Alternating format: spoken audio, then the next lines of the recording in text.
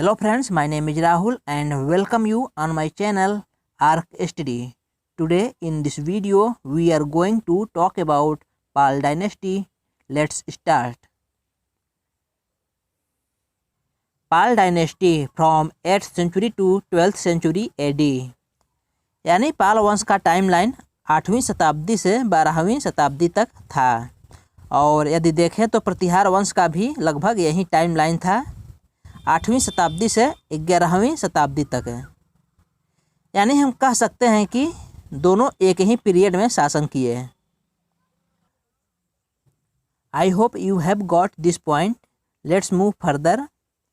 तो पहला hashtag point इस प्रकार है, there was complete anarchism in Bengal between 750 to 760 AD। It means 750 AD से 760 AD के बीच बंगाल में अराजकता थी या बहुत ज़्यादा हिंसा होती थी। तो ये था पहला हैशटैग पॉइंट। आइए दूसरा हैशटैग पॉइंट पर चलते हैं।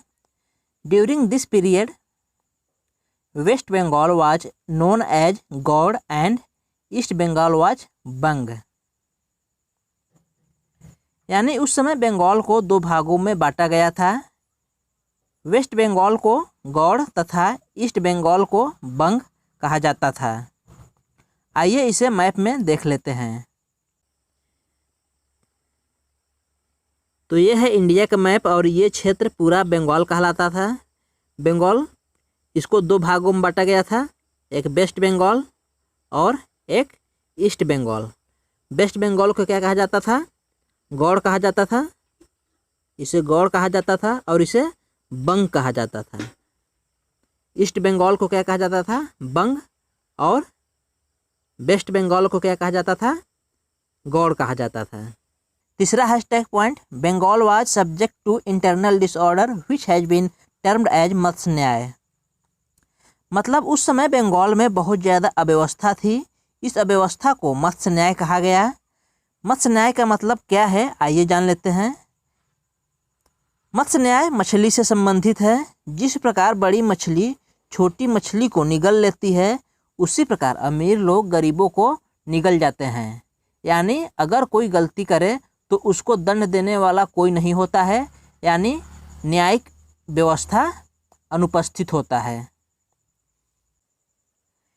इस प्रकार हमने 3 महत्वपूर्ण हैशटैग पॉइंट देखे जो इस प्रकार हैं। There was complete anarchism in Bengal between 750 to 760 AD.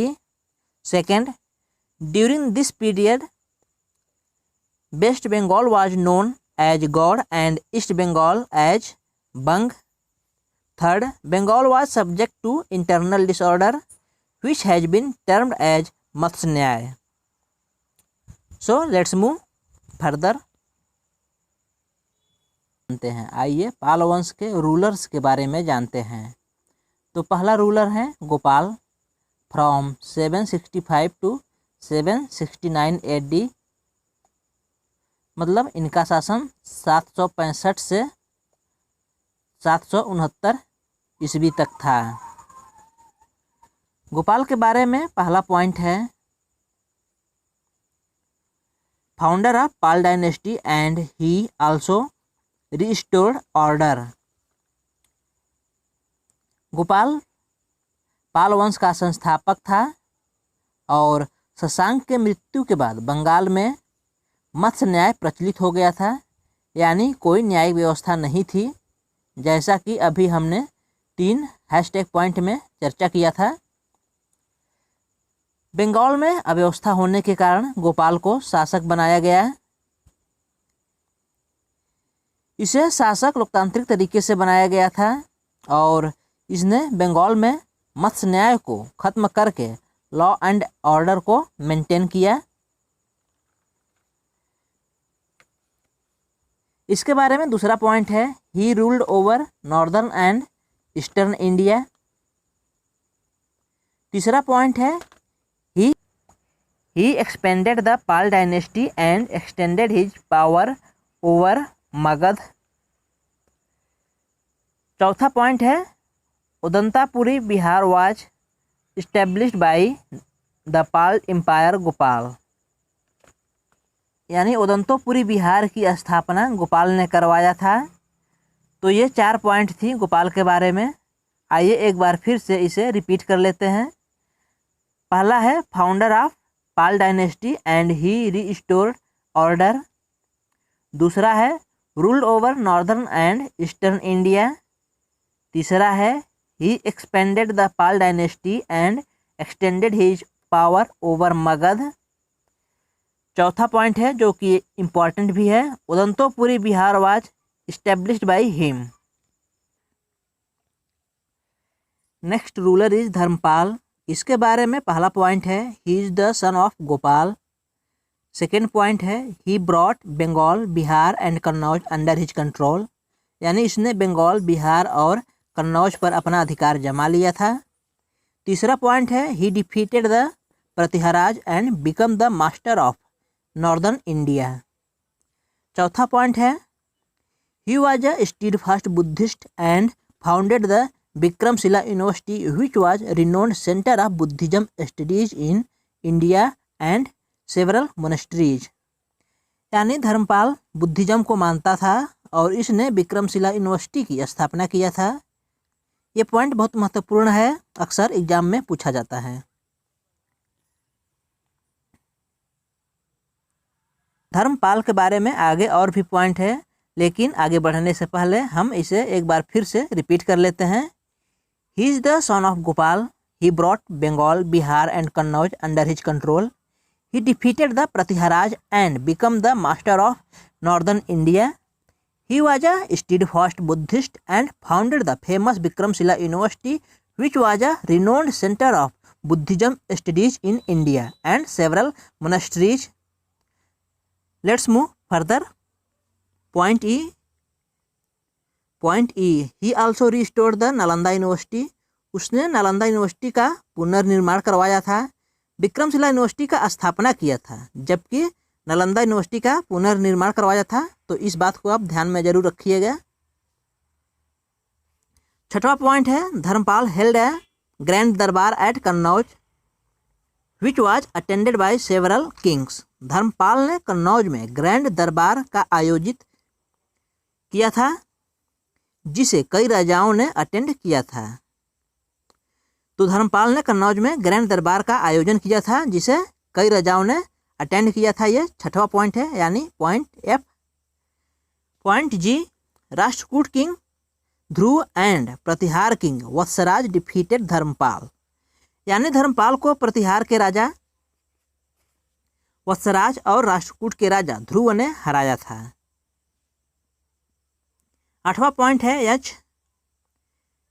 Khalimpur inscription को धर्मपाल ने लिखवाया था।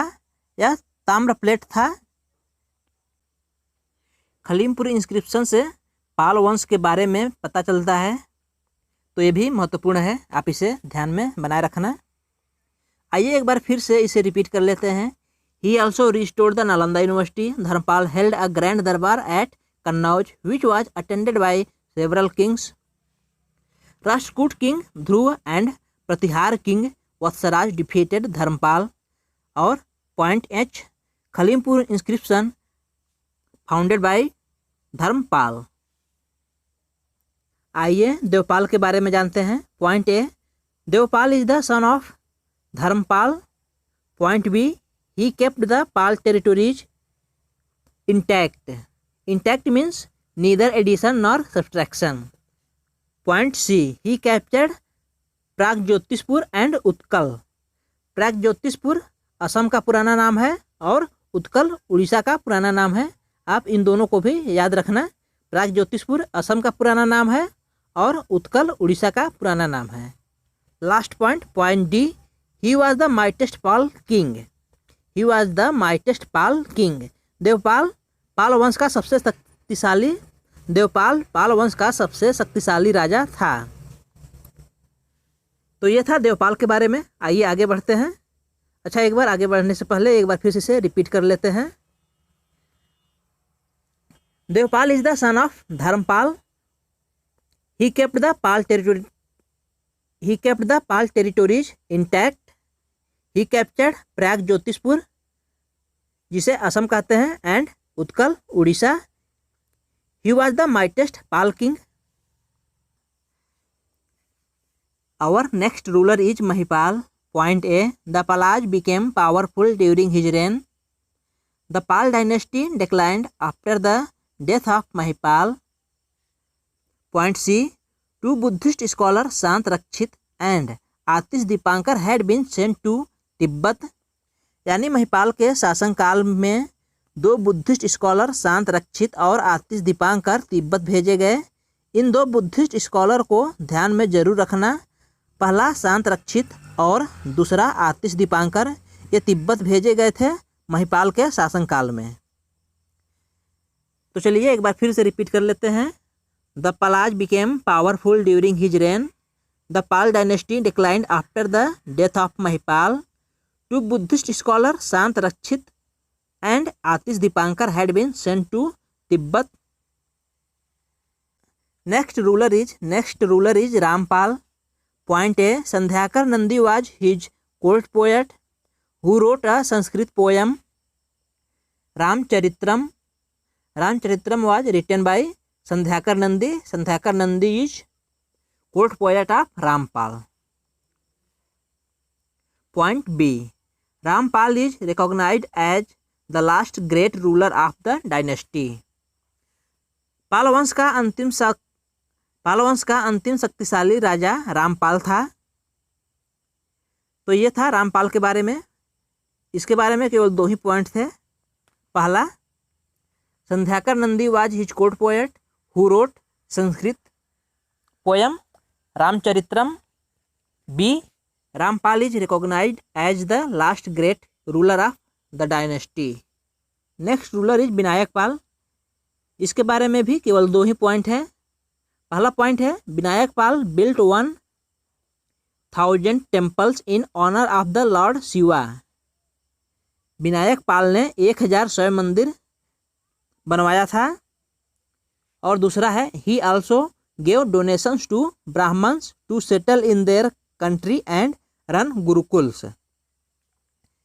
मतलब विनायक पाल ने ब्राह्मणों को भूमिदान किया था ताकि उसके साम्राज्य में ब्राह्मण भी सेटल हो जाएं या ब्राह्मण भी रहें और गुरुकुल को चलाएं, शिक्षा प्रदान करें। तो ये था विनायक पाल के बारे में। अंतिम है गोविंद पाल, ये लास्ट रूलर है। He is the last Pal king. Govind Pal, he is the last Pal king. हमने अभी पाल वंश के महत्वपूर्ण शासकों के बारे में जाना। यहाँ पर 2 नोट दिए गए हैं, इन्हें भी हम देख लेते हैं। तो पहला है, Arab merchant Sulaiman testifies their power. He calls the Pal kingdom Ruhema. मतलब अरब का व्यापारी सुलेमान पाल के पीरियड में भारत आया था और उसने पालों को रुहेमा कहा। तो मर्चेंट सुलेमान किसके शासन में आया था? तो पाल के शासन में आया था और पाल वंश को क्या कहा? रुहेमा कहा। Note 2 Buddhist scholar Shanta Rakshit and Atish Dipankar had been sent to Tibet in this period. मतलब 2 बुद्धिस्ट स्कॉलर शांत रक्षित और आतिश दीपांकर तिब्बत भेजे गए थे। इन्हें भेजने वाला महिपाल था और ये कब गए थे? पाल शासन के दौरान। तो ये थे 2 महत्वपूर्ण नोट जिन्हें आप ध्यान में जरूर रखना। तो आज की वीडियो में बस इतना ही। हम फिर मिलेंगे अगले वीडियो में चौहान वंश के साथ।